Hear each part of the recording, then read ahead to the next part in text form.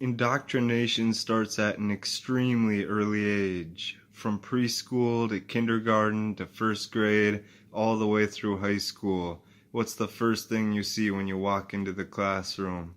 Nothing other than that globe, that satanic lie from the pits of hell, sent to deceive you.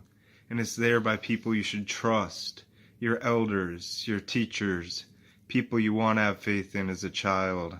Little do you know, these are actually a sci-fi toy and have a sticker on the bottom that says, not for educational purposes, decorative purposes only. Walmart globes. Let's see what it says here.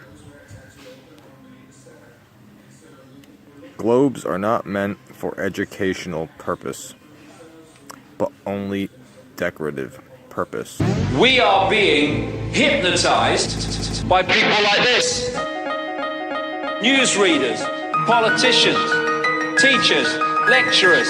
We are in a country and in a world that is being run by unbelievably sick people.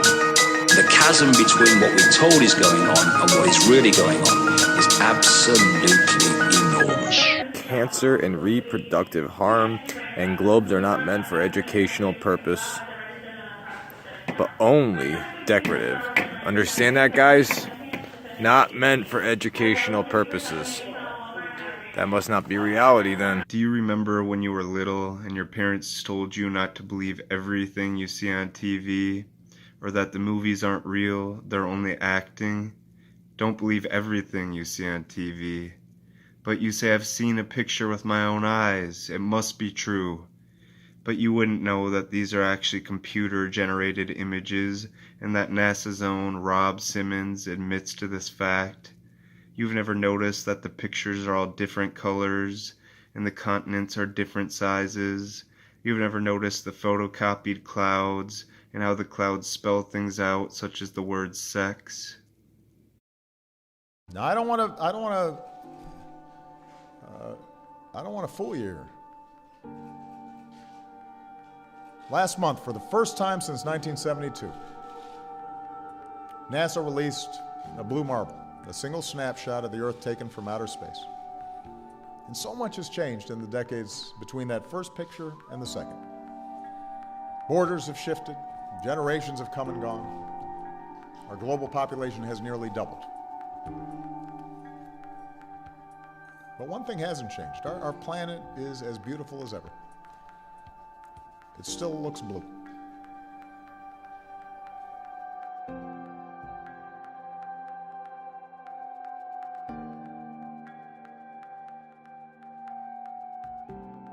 In 2002, Blue Marble 2.0, NASA's Rob Simmons made this. And it had wide appeal too. For example, it ended up as the default background on the iPhone. I didn't even know until I bought an iPhone and turned it on and kind of did a little happy dance. Simmons' job is... It's primarily taking data and making pictures out of it. That's what this is, a composite of data sets from several different instruments translated into a picture. To us, the really cool thing was the data set. Up until that point, there was no realistic color map of the globe anywhere. So the land layer here comes from the Moderate Resolution Imaging Spectroradiometer aboard Terra. And the tricky part here was the weather. So we actually had to take clouds out. They stashed the clouds for later, went onto the ocean. That came from an instrument that measures phytoplankton in the sea. Where it was low, I colored it dark blue because they're low mostly in mid-oceans. And then where it was a little bit higher, it was like a little bit brighter green. Then add the clouds back in. There's a small problem with it because there's a very slight gap in between each orbit. So some of those are painted on. It is photoshopped, but it's has to be. Then there was another layer to sort of simulate the atmosphere. And then there's this little bright spot. It's called the specular highlight. So it's the reflection of sunlight off of water. Those are the pieces, but you can't just slap them all together. It just didn't look realistic. It looks kind of flat, it looks kind of flat, it looks kind of flat, or the clouds are sort of too see-through. So I just hit Command Z a lot. There's artistry to creating the world. What I imagine it to be. Unfortunately, I'm not an astronaut. I've never been to space. But I've looked at these images over and over again, trying to sort of get the essence of it. It is photoshopped, but it's has to be. is photoshopped, but it's has to be. We don't have time for a meeting of the Flat Earth Society. This is a short quote of the conquering lion of the tribe of Judah, Haile Selassie I, the King of Kings of Ethiopia, Rastafari. And it really puts things into perspective. And he said, "These young people face a world beset with the most effectively organized program of deceptive propaganda and of thinly screened operations ever known." End quote. Many people's egos blind them, but if you sit down for a moment and take the time to ask yourself, why would they lie? What do they have to hide? What does NASA or the government have to gain, other than a $60 million budget per day? Other than the fact of hiding the existence of God and the fact that if you don't know where you live, then you're lost? Or maybe it's to usher in a generation of atheists who believe they come from monkeys, to make evolution the new norm and make belief in God the crazy thing. They would like you to believe that you're on a speck in the middle of nowhere, floating through infinite nowhere, and that you come from space dust and that you are nothing. But if we do live inside of a domed, flat plane, that means that it was created. If the Earth is at the center of the universe and all the stars are rotating around us, that means that it was put here by someone. And that is exactly what we observe in reality. Night after night, month after month, year after year, the stars making perfect circles around us. For thousands of years, the constellations have not changed. But if we were on a spinning ball making 3 simultaneous motions at insane speeds, spinning on its axis, while it's orbiting the sun, all at the same time, blasting through space, the stars would never be the same, not even one night in a row, and there would be no such thing as constellations. And still after all this, the pole star Polaris has never moved in recorded history.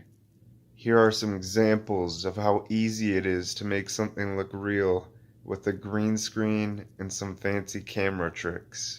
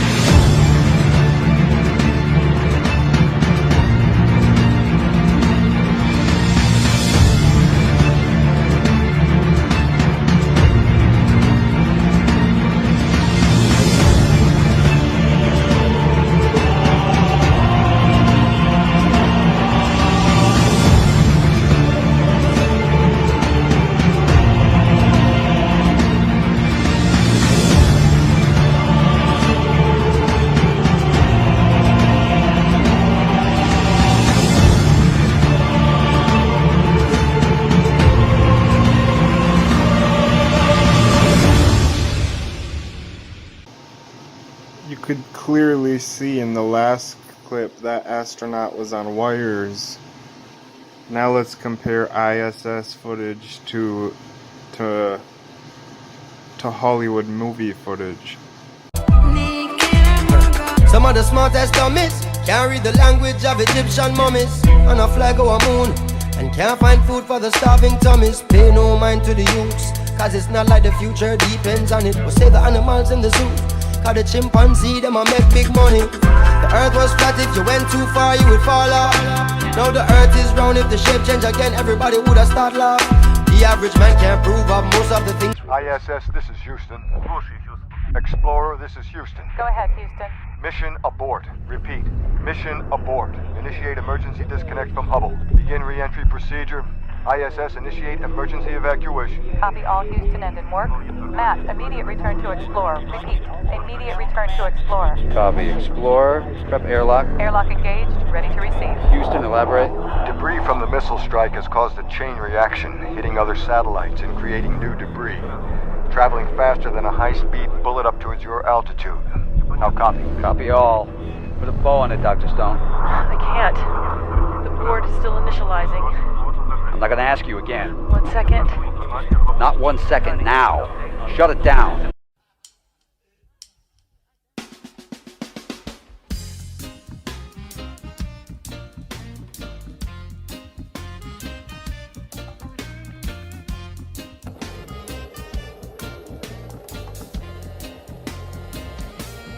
As high as you go up, the horizon remains flat and eye level. If the earth were a ball, the horizon would get lower and lower the higher you go, and you would eventually be forced to look down in order to see it. It would also visibly curve, none of which happens in reality. The amateur Go Fast rocket proves the flat earth. The rocket had reached 72 miles up, and when you pause the video and take a still from it, the horizon appears completely flat and eye level.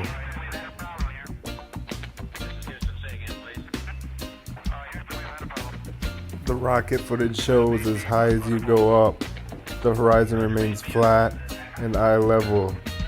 The rocket appears to hit something here. Could it be the dome firmament?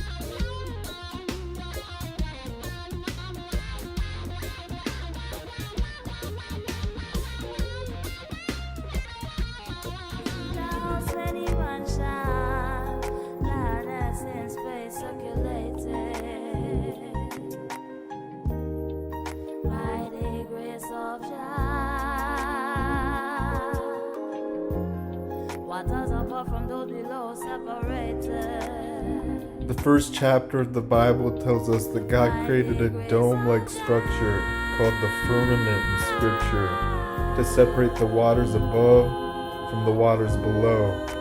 According to the Bible, so-called outer space would actually be heavenly water.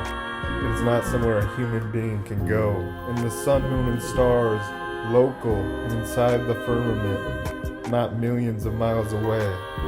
Every ancient civilization, culture, had the idea of a domed, stationary, flat Earth. It is only NASA and the other space agencies deceiving the world that show us something different. It's really only the past 200 to 300 years where the globe has been pushed as mainstream so-called science, with the first so-called deceptive picture of Earth from space not even taken until the year 1946. The Universal Pictures movie logo came out in the 1930s, and you expect me to believe they already knew exactly what the Earth looked like some 16 years before a picture of the Earth? Hollywood is pure deception, and it is through Hollywood movies that the outer space and alien agendas have been pushed. Just look at how many space movies they release. It is fantasy.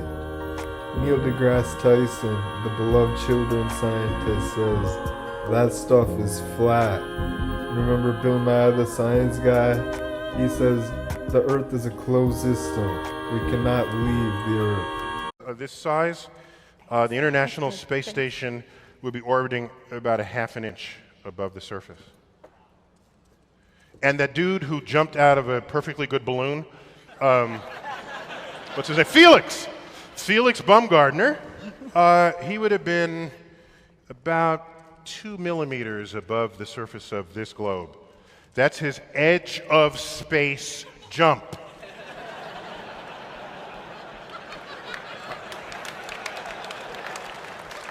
Now, you know, I don't, it's fine. He wants to, I don't have a problem if he does it, but the honesty of it would greatly diminish what I think people thought he was actually doing. And not only that, they made sure to photograph him standing there with a really wide-angle lens, which curves horizontal lines. Right. So in the photo, you see this curvature of Earth's surface, and he said, wow, he's in space, look at that. No, he's not. At that height, you don't see the curvature of the Earth if you are 2 millimeters above this beach ball. You just don't. That stuff is flat. That stuff is flat. That stuff is flat.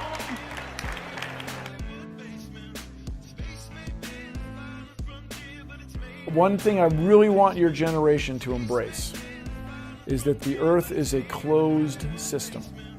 We cannot leave the Earth.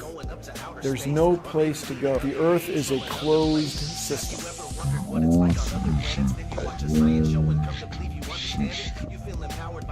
We cannot leave the Earth. We cannot leave the Earth. Here's the field Baumgartner footage Neil deGrasse Tyson was talking about. On the outside of the shuttle, they used a fisheye lens, which creates a drastic curve. But inside the ship, we see a completely flat horizon. The first person to step foot on the moon was Neil Armstrong.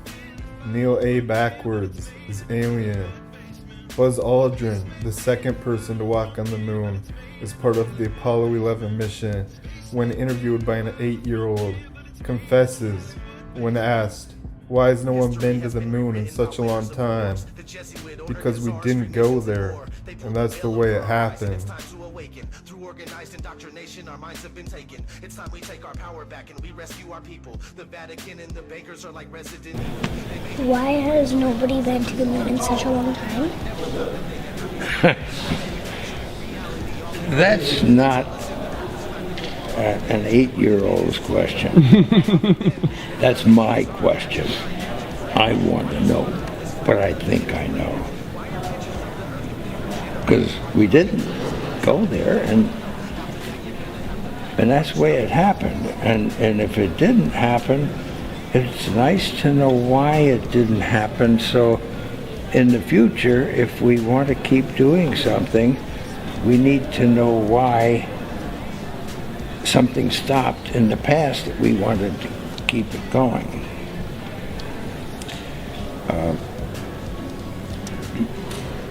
Money. Further proof. In the interview with the Apollo 11 crew, the first men to ever step foot on the surface of the moon, the men look like they're telling the biggest lie of their lives. They look like they just killed somebody. If you just walked on the moon, wouldn't you be overjoyed? Astronauts Neil Armstrong, Michael Collins, Edwin Aldrin. Neil?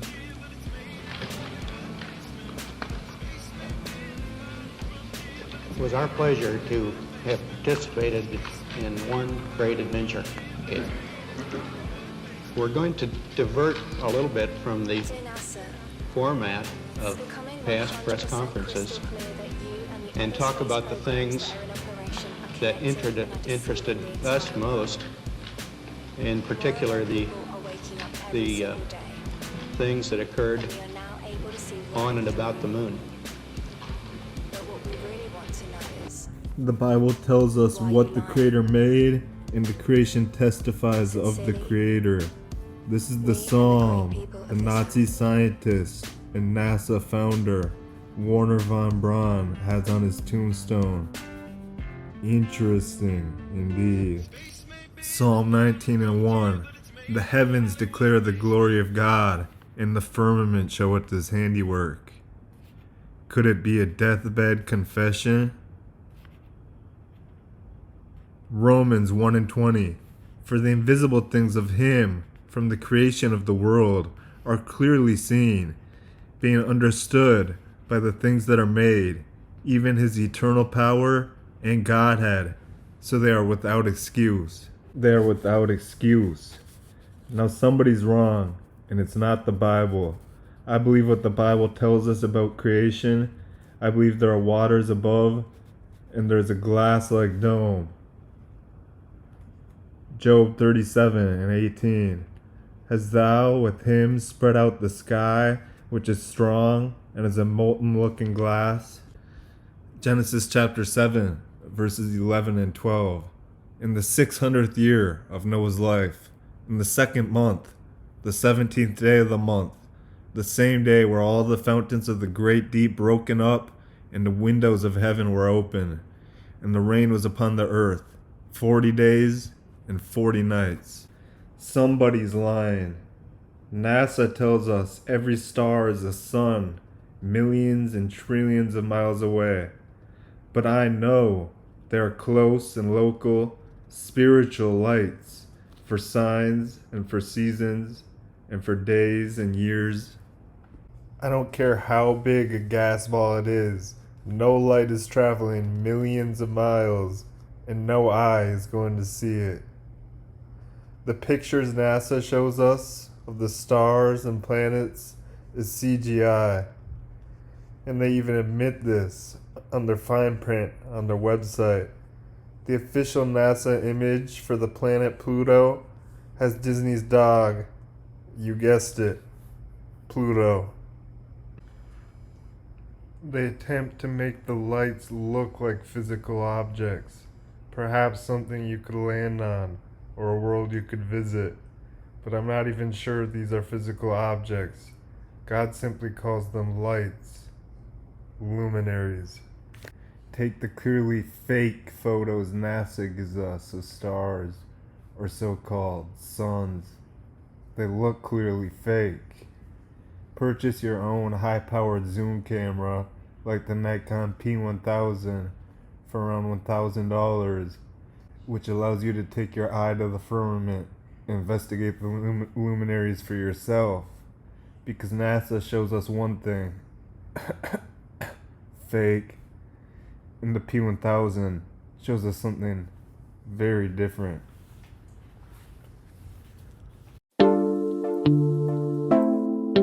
Oh look, oh look, oh look, oh look, oh look, oh look, oh look, oh look.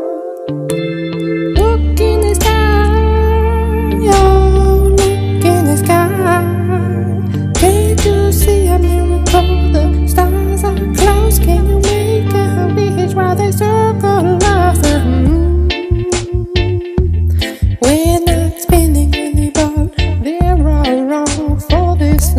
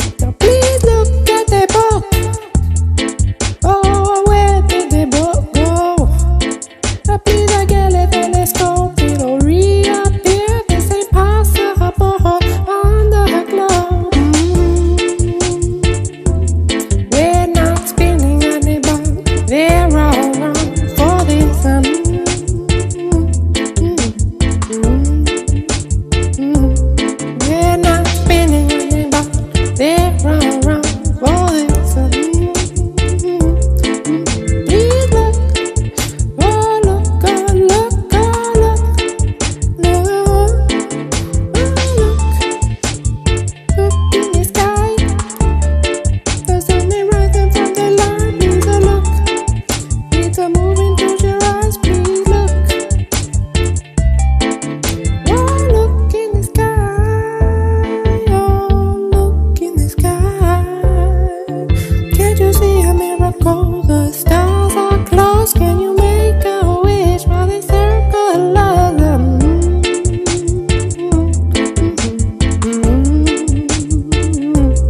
We're not feeling anyone. They're all wrong, falling from.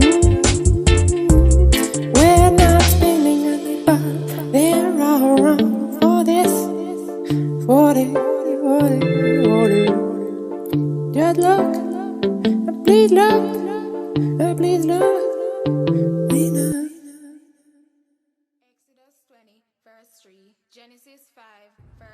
Here's what light looks like reflected off of water. Remember the first things of creation? And his spirit hovered over the waters, and he said, "Let there be light." It looks a lot like a star from the P1000. Notice the ripples are present in the real stars too. It reminds me of the waters above.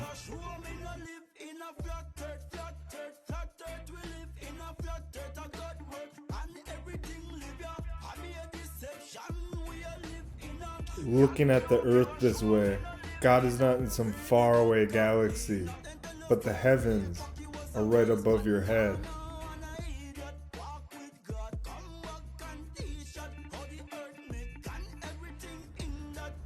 NASA must believe we are fool to believe them, and not to use our own senses.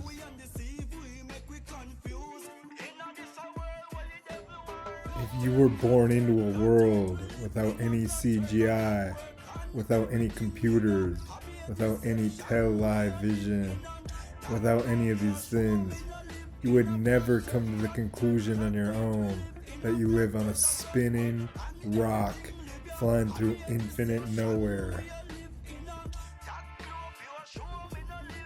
The Bible is a flat earth book, and is one of the biggest, best flat earth proofs, in my opinion.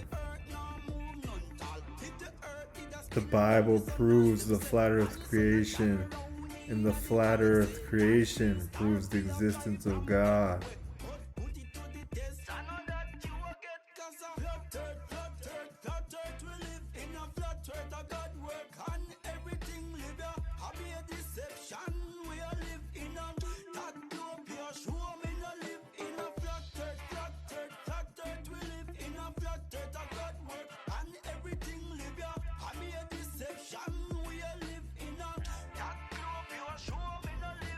So we call it by its true name, the firmament.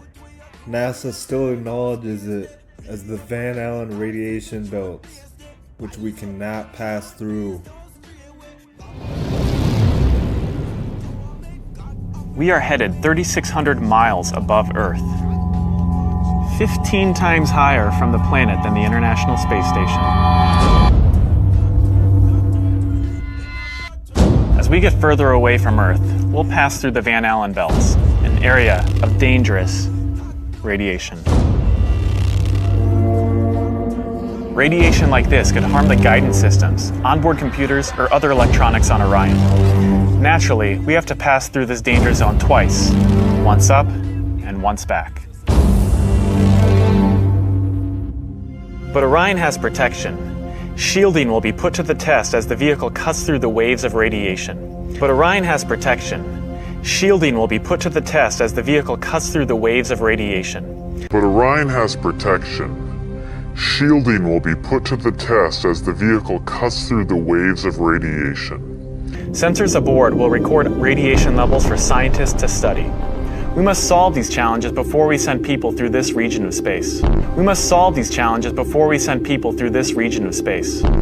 We must solve these challenges before we send people through this region of space. For this flight, It's time to head home. NASA themselves admit we cannot leave the Earth. NASA astronaut and scientist Don Pettit says we can't go back to the moon because we destroyed that technology and it's a painful process to build it back again. I'd go to the moon in a nanosecond. The problem is we don't have the technology to do that anymore. We used to, but we destroyed that technology, and it's a painful process to build it back again. So which one of you is ready to go to Mars? Are you ready? And I think you're ready. I know you're ready, right? We just discussed that. She'd like to go to Mars very quickly. Who's ready to go to Mars up there? We are absolutely ready to go to Mars. I'd go to the moon in a nanosecond. The problem is we don't have the technology to do that anymore. We used to. Here, Mr. Pettit tells us about his coffee habit. Don Pettit here from NASA. I'm at home due to the COVID-19 virus. Due to the COVID-19 virus. Working from home. Let's start off with the second most important activity that most human beings do after they get up in the morning. Get yourself a cup of coffee. A cup of coffee. When you are an engineer designing a spacecraft, you need to be able to work a few pleasantries into it that are an ingrained part of our human culture. How do we make our proper cup of coffee? You start off with the toilet and you go through a plumbing mess, into a distillation outfit, into a bunch of filters, into the galley, and then to a proper cup of coffee. What can you do to transcend from drinking your coffee through a straw from a bag into something that's more fitting for a proper cup of coffee? Here we have Earth Cup, first version of a space cup. We do on orbit. The first thing when you get up is exactly the first thing people do here on Earth. The second thing we want to do on orbit is to make a cup of coffee. So we float around the corner to where the galley is, and you can hear all the machinery, the pumps are pumping, and it's going chugga, chugga, chug and whirring, and you can hear gurgles and things, and you make yourself your proper cup of coffee for getting started on that day. Now, the NASA engineers called this system a regenerative life support system. And I like to call it the coffee machine, because this ensemble of equipment has the uncanny ability to turn yesterday's coffee into today's coffee. So with that, let me sign off from my kitchen. I need to get back to teleworking on the lunar lander, and maybe we'll have a coffee machine available on our lunar base. So long. Habitability design. The Bible has over 200 verses proving the flat earth. One of the oldest English translations of the Bible says the words flat earth. In the Matthews 1537 Bible, 2 Samuel 11:11 reads, And Uriah said unto David, Why Ark and Israel and Judah dwell in Palace, and my lord Joab and the servants of my lord lie in tents upon the flat earth. The Bible says the earth has pillars, there are foundations of the earth is immovable. Joshua stopped the sun, proving it is the sun that moves and not the earth. There's a dome over us with waters above and below. The book of Daniel talks about a tree, a large tree that was visible to the whole earth. And in the Hebrew perspective, when we say the word earth, eretz, it's referring to the dry land and not the water, referring specifically to the landmass that emerged from the waters. The earth is the earth, and the waters are the waters.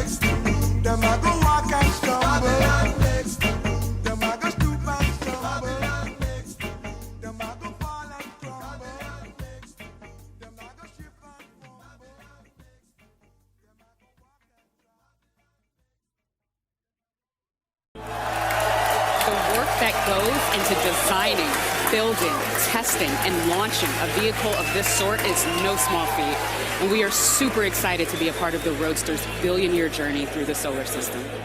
10, 9, 8, so booster ignition. 6, 5, 4, 3, 2, 1, ignition.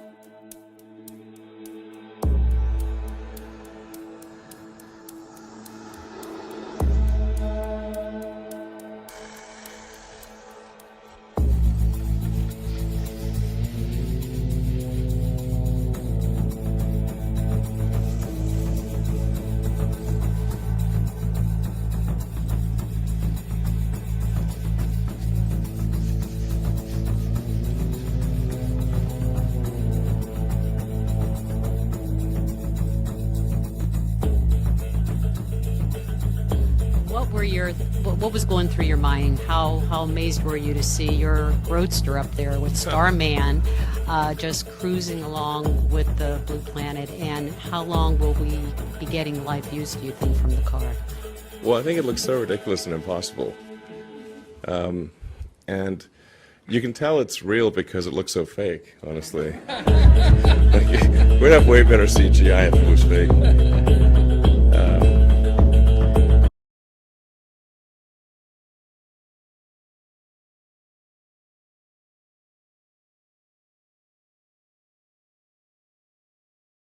The pitcher, steroid Santa Claus, kicks and deals. It's a long fly ball going back, and the ball shatters the sky, bringing the ocean itself down into the stadium. Oh, Simpson just broke this dream's reality wide open. Yeshua Shalom, Yeshua Shalom Rastafari. Blazing hot to fire on Babylon.